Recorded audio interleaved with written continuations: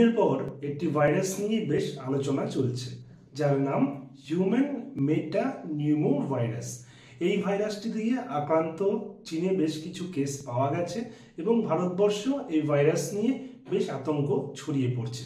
আসুন এই ভাইরাস সম্পর্কে দু চার কথা জেনে নেওয়া যাক।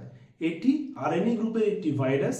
এটি মূলত আপার রেসপিরেটরি ট্র্যাক্ট ইনফেকশন করে, তবে কিছু ক্ষেত্রে লোয়ার রেসপিরেটরি ট্র্যাক্ট ইনফেকশনও করতে পারে।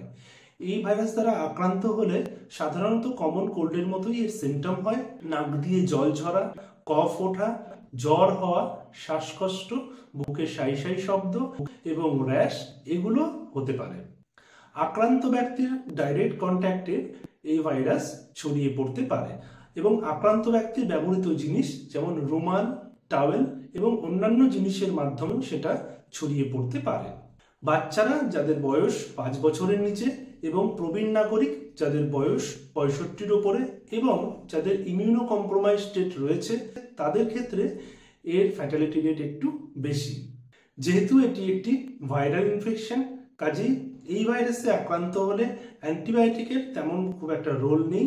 যদি সুপার অ্যাডেড ব্যাকটেরিয়াল ইনফেকশন হয় তবে সেক্ষেত্রে অ্যান্টিবায়োটিকের প্রয়োজন হতে পারে। এই ট্রিটমেন্ট মূলত conservative or symptomatic. Oxygen IV ফ্লুইডের মাধ্যমেই এর ট্রিটমেন্ট করা হয়। কিছু ক্ষেত্রে স্টেরয়েড লাগতে পারে। এর ডায়াগনোসিস মূলত নাক এবং গলার সফট স্টিকের মাধ্যমেই করা হয়। এই ভাইরাস দ্বারা আক্রান্ত হলে ব্রঙ্কাইটিস, নিউমোনিয়া, ওটাইটিস মিডিয়া এই রোগগুলো হতে পারে। আপনারা বারবার করে সাবান জল দিয়ে হাত ধোবেন। সম্ভব হলে অ্যালকোহল বেস স্যানিটাইজার ব্যবহার করতে পারেন। প্রচুর পরিমাণে জল খান এবং হাইড্রেশন বজায় রাখুন। যদি কোনো কারোর কমন কোল্ড হয় তার থেকে একটু দূরত্ব বজায় রাখুন।